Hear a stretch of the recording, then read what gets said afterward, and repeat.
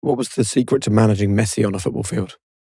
It was first time I ever refereed him. It was like the way he moved the ball. I started watching the ball and I stopped. I had to say to myself the first time I can't watch the ball anymore. I've got to watch him because I was like dizzy the way he could move the ball. What I found was because you know that he's going to be kicked. You know he's going to be fouled because he's a targeted player. That's human. You know, it doesn't take a genius and a referee to work out that he's going to be targeted. So you've got to manage that situation. Certainly in and around the penalty area, inside the penalty area is slightly different, but you've also got to manage him as an individual. Sometimes I used to find if you don't whistle free kicks, there might be some contact, but if they keep getting contact and they don't receive a foul, at some point they're going to get frustrated. So you're trying to limit the frustration by when they do get kicked, you've got to judge, is that kick enough for him to fall down? Is it enough to award a foul?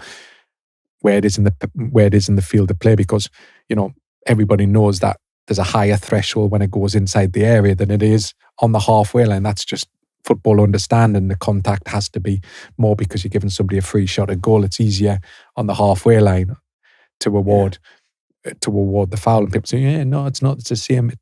It's if you understand football knows that there's a different higher threshold, different areas. And it's just the way football is. But Messi itself, I refereed him once and I cautioned him and he just didn't speak. But because he deserved it, he put his foot on another player. He knew he'd done it.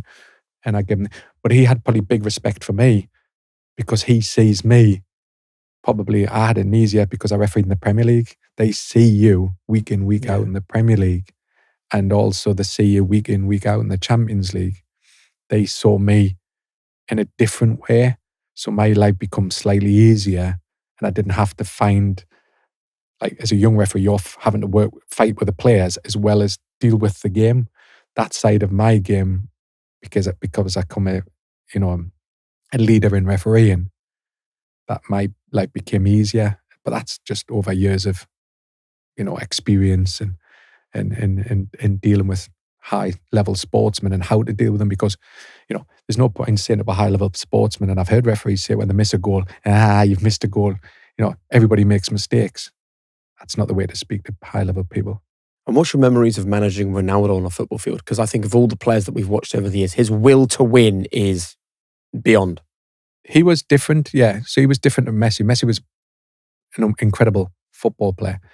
So was Ronaldo. But what I found with Ronaldo is he used to lift his team as well. Like it was just, he had this just something about him. It was like, when he was at Manchester United, a young player, he was like the captain type of thing. He was leading from everything. He was leading from example. I found him easier to deal with because he spoke more English.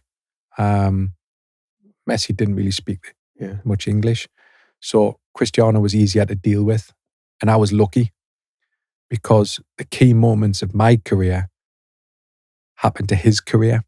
Winning the Champions League and the Euro final in that same year was incredible for him, but also it was the same period of my success. So his success aligned with mine. So we have the same memories and the same. And what was it like watching him lead at such close quarters? I mean, as close as I am to you. I never thought him as a superstar. I just thought him as a world-class footballer, that I was privileged to be on the same field and being able to share the same experiences. Being involved in a Champions League, with the big crowds, with the great games. So I never seen him as that. I just knew that he was a world-class player that sometimes, even as a referee, when he did something amazing, I would say to myself, that's incredible. And there wasn't many players. I'm not saying not many. There was some players that I used to think, wow. There's some players, that they're really good football players, but they're not the elite. Ronaldo was, Messi was, Suarez was. There were some great players, and they just knew, you just sparked the game, and you were like, wow, did that really happen? Do they act in a different way on a football pitch? Let's be honest, parenthood gives you the highest highs and the lowest lows. It can drain you, it can challenge you, it can push you to your limits, your time, your energy, your focus. It's all gone. And how often do you feel like you're just running on empty? And then it's so hard to show up and be that parent that you really want to be. And high performance, by the way, isn't just about big wins. It isn't about victories. It's about showing up consistently for the people and the things that matter the most. And that is why I take Vitals from Heights. This is just 2 capsules. You take them once a day and it's got omega-3, all the B vitamins, iron, D3, 20 essential nutrients. And what's really important actually for me personally is that I know this is designed by doctors and dietitians. I know it's been tested again and again and again. It takes me seconds to take these capsules, but it gives me that stamina, that focus, that better sleep, that mental clarity that just lasts and lasts. All of the things that I think help me to be the dad that I want to be and not the dad that's so tired he can't play with his kids. And if you don't trust me, maybe you'll trust the science.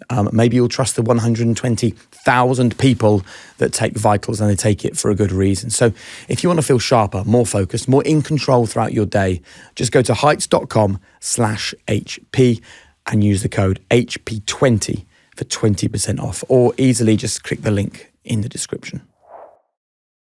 They all want to win. They're all winners, and that's why, because the winners, that's why they're top of their profession, and everybody wants to win. They're all trying find ways to win football matches. When I got more and more experienced, I got into their heads. I was preempting what they were going to do before they even done it, and that's what they liked. That they thought, "My God, he knows what we're going to do next." But I also had relationship. What I felt it was because Kalina was like that with me. I tried that same philosophy. I tried to not be mates with players because never have a drink with them afterwards or socialise with them. Never had their phone numbers. But while we were on 90 minutes, I had to gain their trust. Yeah. One of them was decision making, of course. Not being nervous. There was a lot of factors around that, but I had to gain their trust. Once I gained their trust, the game becomes so easy. I remember my first time at Real Madrid. And the tunnel was split. I don't know if it still is now, but it was split between 2 halves. And I always walked down the away side first half just to show neutrality and to go out on the field. But I remember sitting for the second half. The away team had gone out and I'm waiting for the home team, Real Madrid, to come out.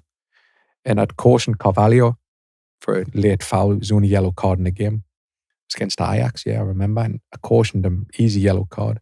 And Ramos starts like, there was never a yellow card, like joking on. And I says, yeah.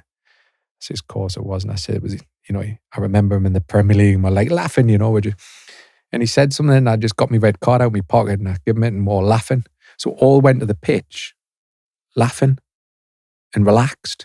And the media the TV from Spain picked up on it and said, it's nice to see a referee having some humour with the players. And after that, the players trusted. That was my first time at Real Madrid. Right. And they trusted me that I was a human being, had a laugh.